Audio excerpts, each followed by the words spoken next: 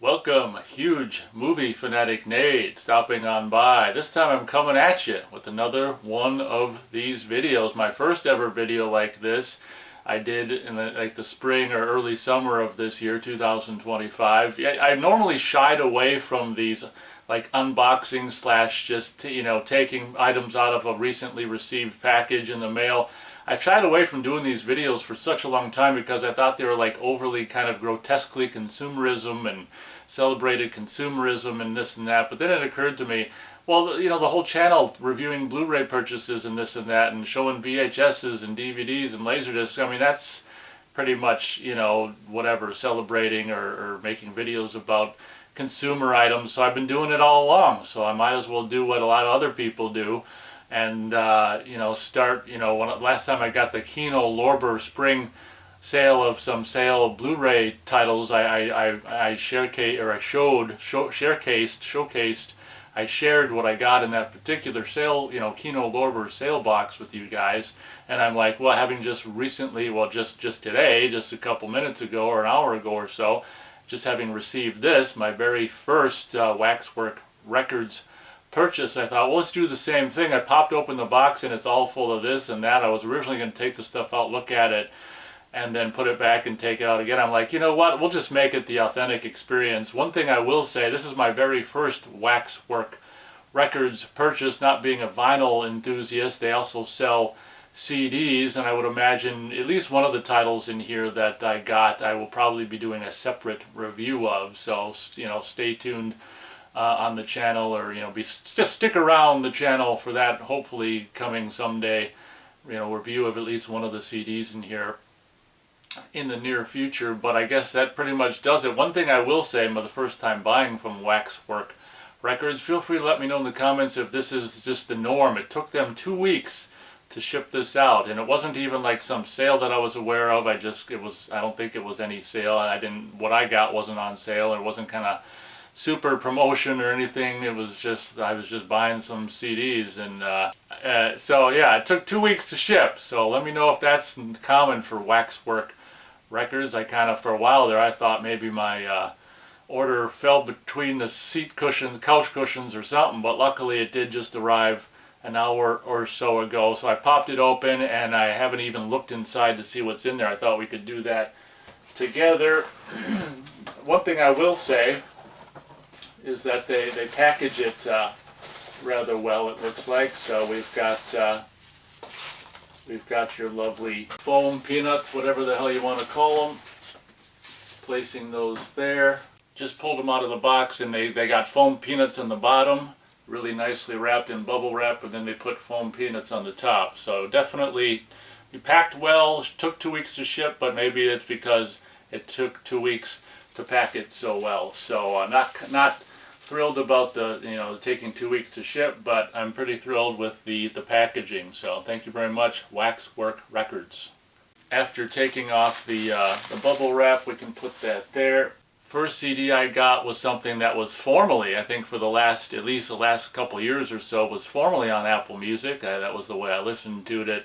Listened to it? Yeah, I think that's how to say it. For the past couple years, until it inexplicably, I mean, it's still there, at least, I don't know if you can search it anymore, but the tracks are all dark or whatever. So I don't know if Waxwork took it off for whatever reason, probably for this very reason. As a result, I ended up buying it because this is such one of my favorite film scores, favorite horror movie film scores, favorite film scores by a composer I just hold in the ridiculously most highest regard, of writer of such classic music from such films as Tourist Trap, frickin' a lot of early Brian De Palma movies, and of course this film by the name of Carrie, Waxwork Records, amazing frickin' version. Oh, look at on the back. Oh God, on the back they got the vinyl, side A, side B, side C, side D. That's kind of lame for the CD artwork, but I think probably the most complete version of the score for the Brian De Palma film Carrie. And one thing I love about this is it's got on side D there, as you can see on this one-sided compact disc, track 22, I Never Dreamed Someone Like You Could Love Someone Like Me, instrumental. That is just such a beautiful piece of music. And that's, I don't think that's really even, maybe it doesn't even exist on any other version but this Waxwork Records version. Don't quote me on that, but it's very possible. But this, I think, is the most complete soundtrack of the Brian De Palma film Carrie. I think, don't quote me, I haven't researched all this stuff, but I think it's like the definitive soundtrack of Carrie to own. So excited to finally own that. I mean, I was enjoying it on Apple Music until they took it off. A soundtrack for a movie that I first saw in 1988. I was aware that there was a vinyl soundtrack release of this because Summer Hill Cinema 700 on YouTube, I think, did a video at some point recently. Well, maybe not so recently because I don't think he does videos anymore, but I think one of his most recent videos showcased a vinyl that he had gotten of this particular soundtrack. And I figured since I was ordering from Waxwork Records anyway, I might as well pick this up in case this goes out of print. This is also, I think, currently available to listen to on, I sampled it before I ordered it on Apple Music as well.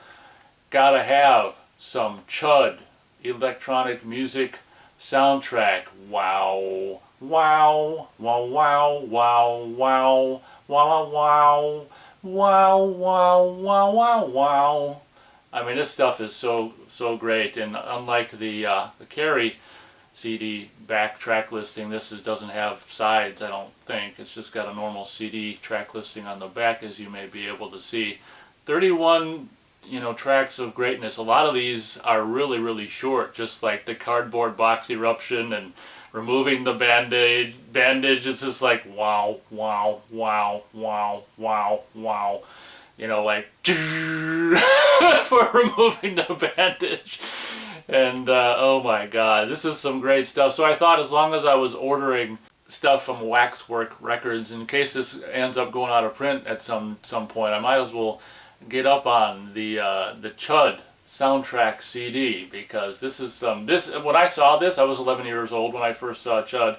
The music was the movie kind of creeped me out, and one of the biggest things about the movie that creeped me out was the music.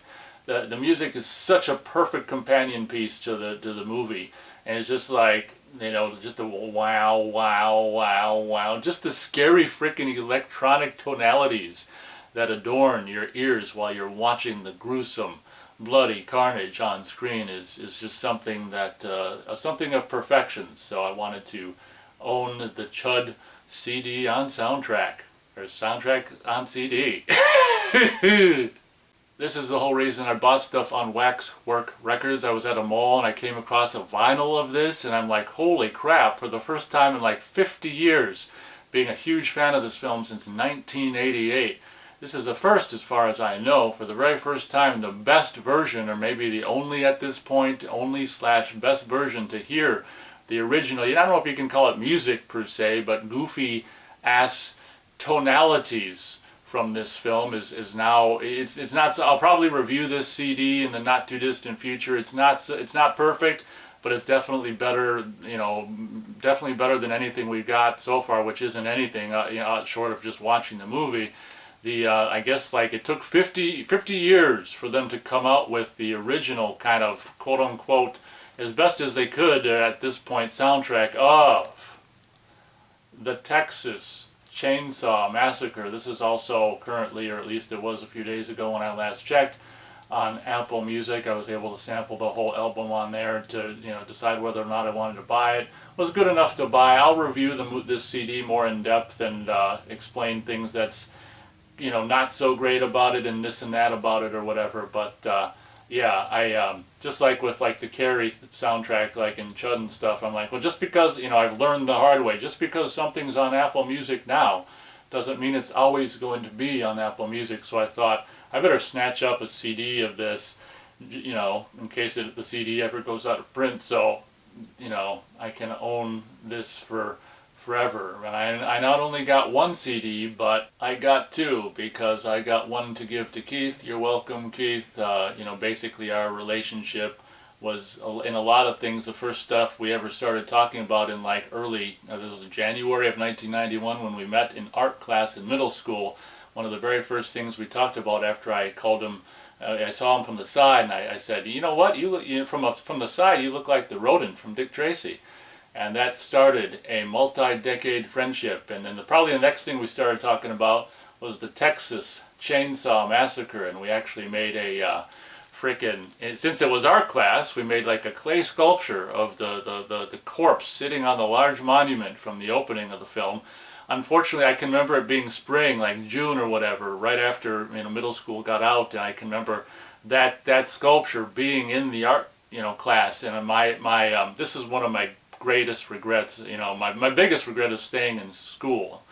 High school, I should have dropped out, but this might be my second, I don't know if it's my second, it's one of my big regrets is not taking that clay, sculpture of the corpse sitting on the large monument, our sculpture from the original Texas Chainsaw Massacre opening graveyard scene.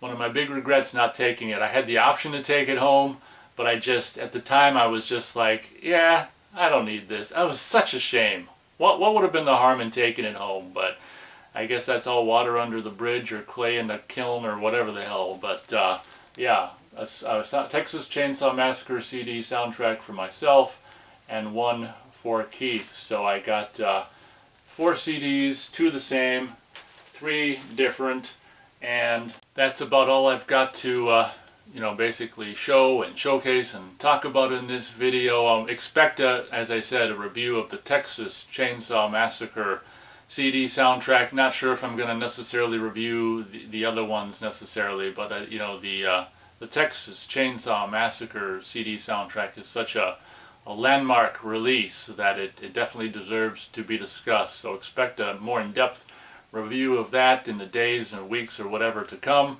Guess that pretty much does it for this video. Hope you guys enjoyed. Thanks so much for watching, and as always, we'll catch you on the next video.